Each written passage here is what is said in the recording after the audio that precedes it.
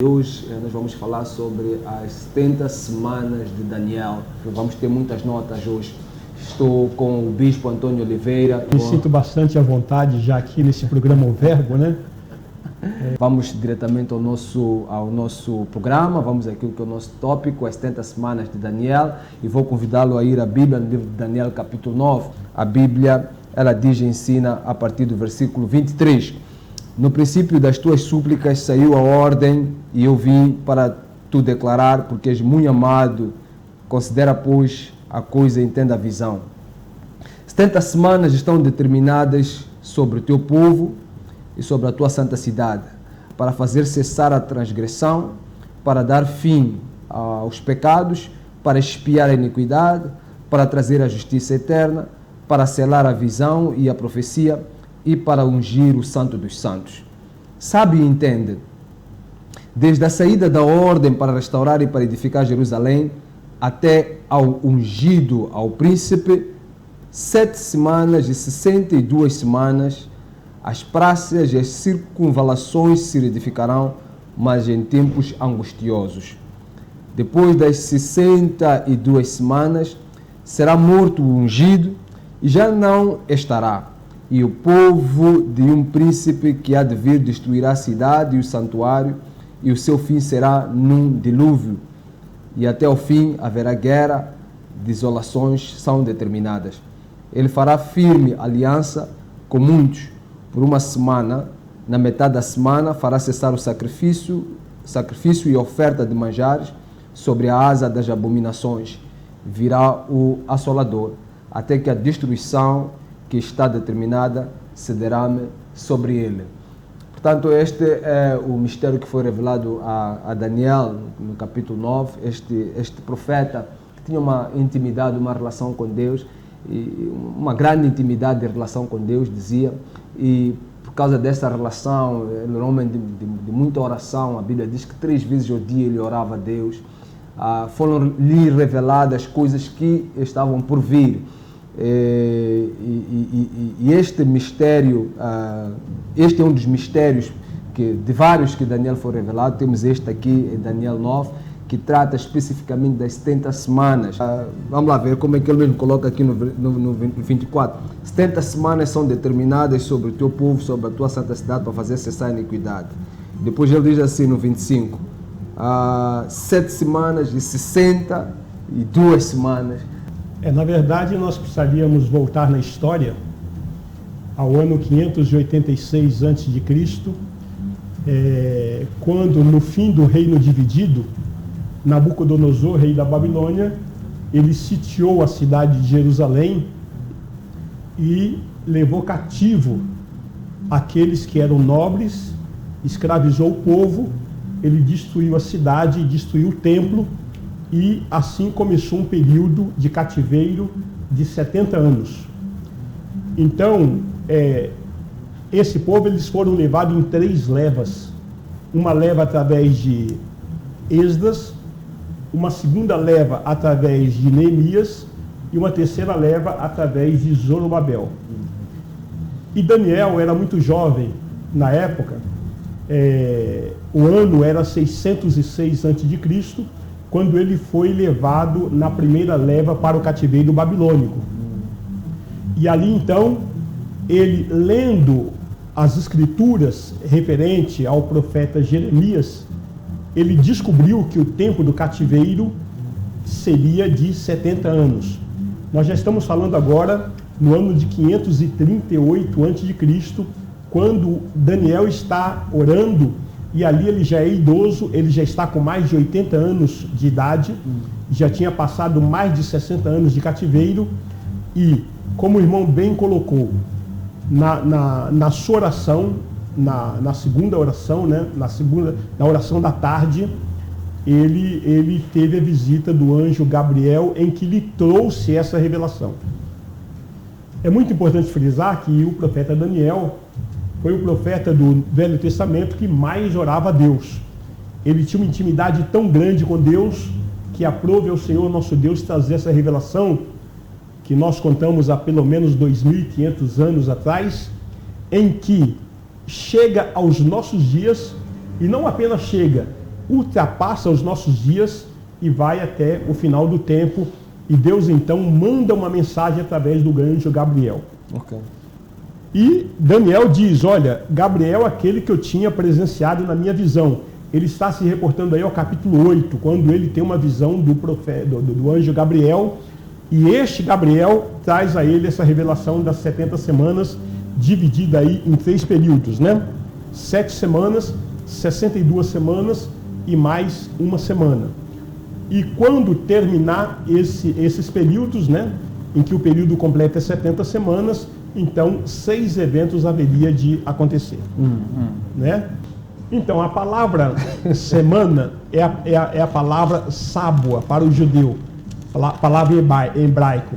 Então, na verdade, são 77, porque a semana para o judeu era a semana de 7 dias ou 7 anos. Nós encontramos aí em Levíticos, se o irmão puder ler no capítulo 25, versículo 3 em diante, aí nós temos a base bíblica que nos mostra que essa semana de ano são 7 anos. Sim. Então é a palavra sábua. Levíticos 25, versículo 3 em diante. 6 anos semearás o teu campo, e 6 anos podarás a tua vinha, e colherás os seus frutos. Porém, no 7º ano haverá sábado de descanso solene para a terra, um sábado ao Senhor. Não semearás o teu campo, nem podarás a tua vinha. O que nascer de si mesmo... Até aí tá bom. Ok. Então veja, esta semana de 7 anos são 6 anos para semear a vinha, para semear, né? E o 7º ano para descansar a terra. Então o judeu considerava isso como uma semana, né? E nós temos também o episódio de que quando Josué mandou os espias espiar a terra, então os espias ficaram ali 40 dias. E Deus disse que cada dia representaria um ano. Então isso nos mostra que esta revelação de semana, que nós encontramos em Levíticos 25, não é uma regra geral para toda a Bíblia, né? Mas o texto que está abordando aí Daniel capítulo 9, a partir do versículo 20 até o versículo 27, esse termo semana significa semanas de 7, ou seja, 7 anos. Tal setenário, né? De maneira que o período total são 490 anos, né? Porque são 70 vezes 7 anos, então nós temos um período total de 490 anos. Então, basicamente, a conta faz multiplicando as semanas por 7. Por 7 anos. Então, cada período de 7 anos significa uma semana. Estamos aqui a falar sobre as 70 semanas de Daniel. Estamos fazendo a interpretação de Daniel capítulo 9 e fomos lendo do versículo 23 em diante.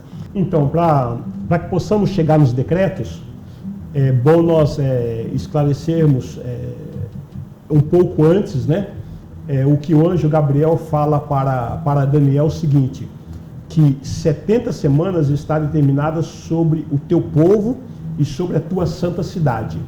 Então, esses eventos que eles não ocorreram ainda, eles são para o povo de Israel, para o judeu e para a cidade de Jerusalém.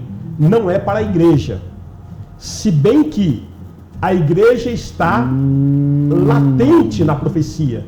Ela está embutida na profecia, e mais tarde nós vamos comentar sobre isso. Né? Então, como os eventos ainda não aconteceram, porque quando fala cessar a transgressão não cessou ainda para o judeu e nem para a igreja também. Isso só cessará quando Jesus Cristo voltar e estabelecer o reino milenar. Então, quando o judeu se converter, né, quando o Senhor voltar e ele se apresentar ao judeu como Messias, e haverá uma grande conversão em massa do povo judeu, aí sim, aí vai cessar a transgressão. Dá fim aos pecados. O pecado não chegou ao fim, nem para o judeu e nem para a igreja. Se bem que para a igreja já deveria ter chegado ao fim. Por quê? Porque em Romanos o apóstolo Paulo nos mostra, no capítulo 6, versículo 10 e 11, que nós não somos mais escravos do pecado. E nós temos o Espírito Santo. A partir dessa primícia, nós temos a total condição de ter uma vida sem pecado. Né? Por quê? Porque o Espírito Santo nos fortalece e o sangue de Jesus já nos redimiu de toda injustiça. Mas o pecado não chegou porque nós ainda temos as nossas fraquezas carnais e ainda acabamos por pecar. O outro episódio seria espiar a iniquidade.